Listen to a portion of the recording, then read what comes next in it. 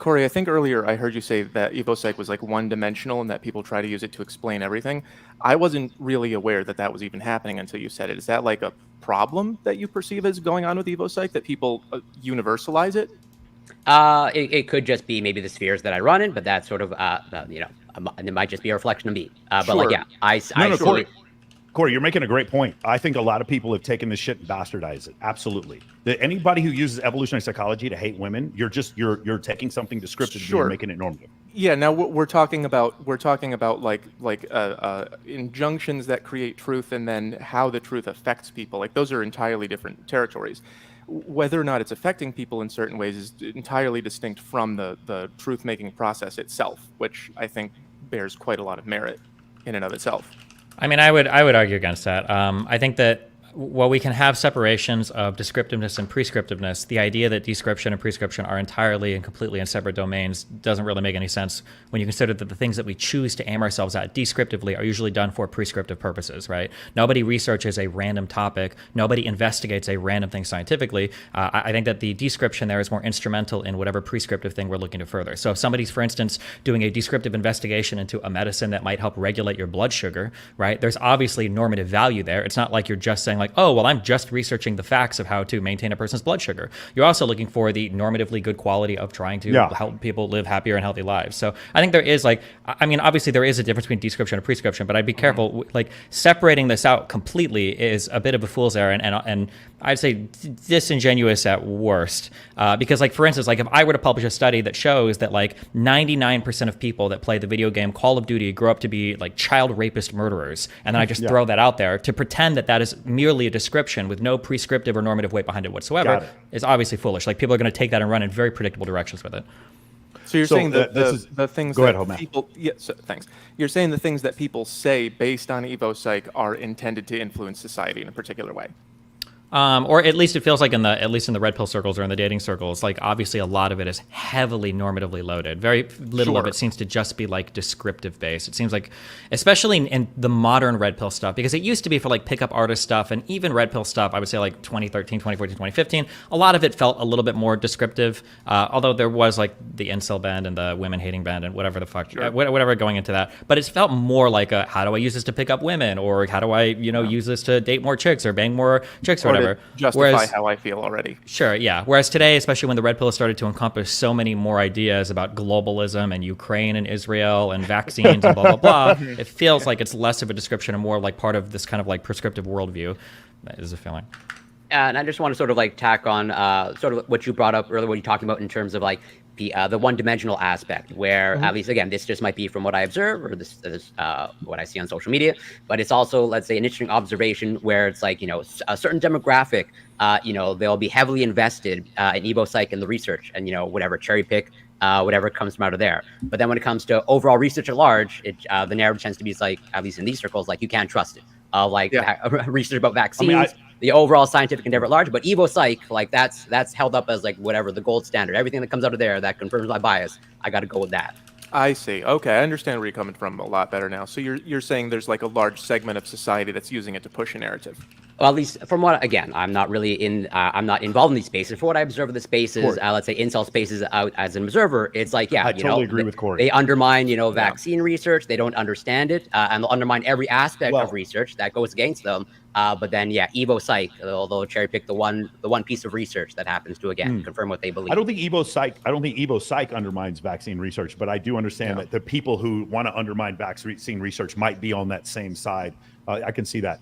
One thing I wanted to bring up about the normative and descriptive thing that you were saying before. So last chapter of The Evolution of Desire by Dr. Buss, he goes into a description where he's like, why is that we do this? Why is that we study these ideas? So his first book was about murder. And one of the things we have to understand is, why do people commit murder?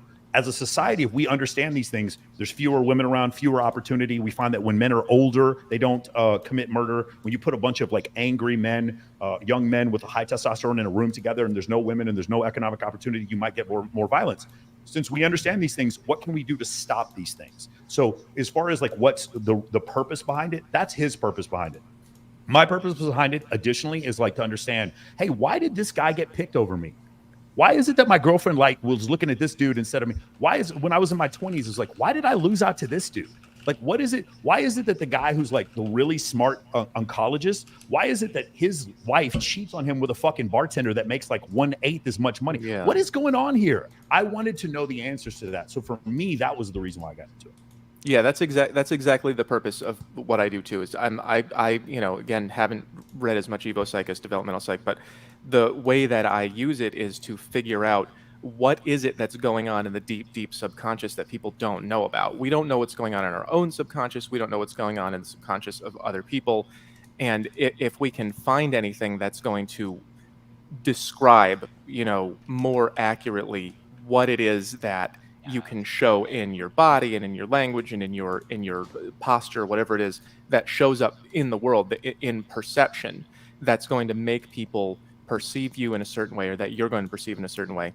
That's a way of structuring our lives differently.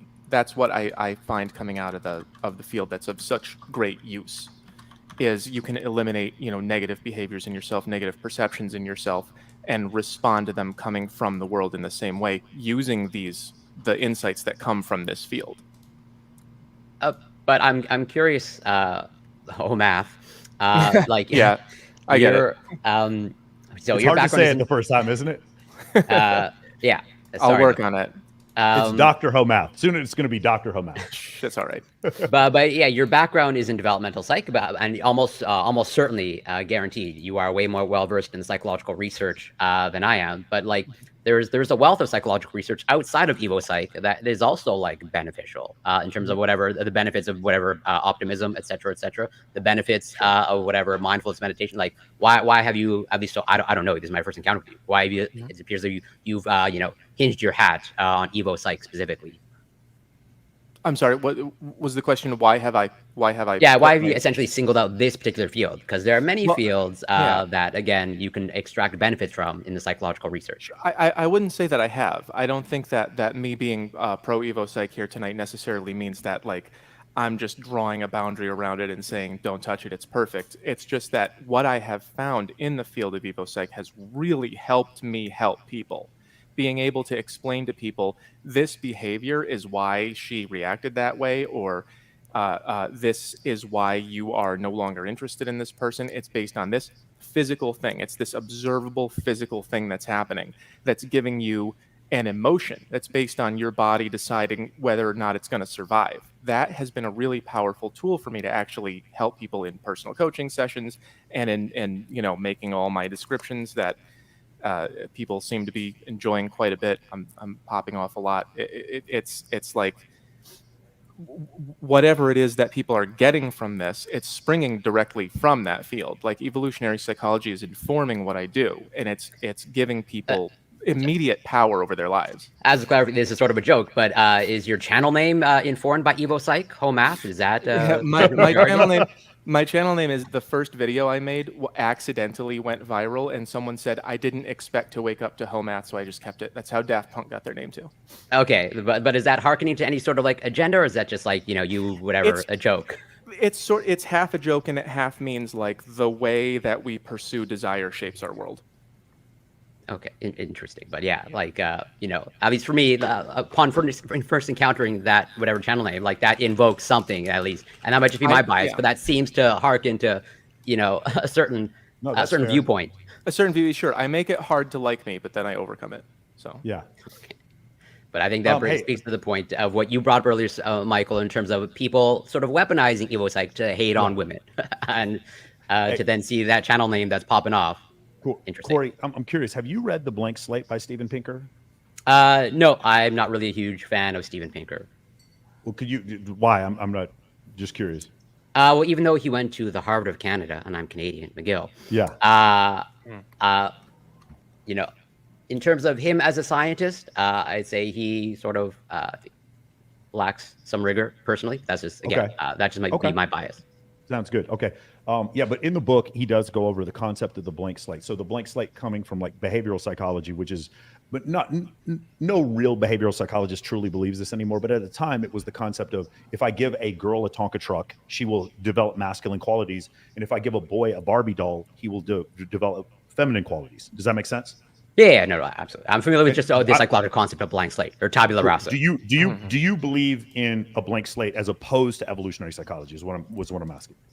I guess more of a blank slate. Yeah, technically, as in like if there was scientific evidence proving a tabula rasa, I would say that would be that would heavily undermine Evo psych. Yes, but do I actually believe that we are true tabula? Probably not, but that's just my intuition.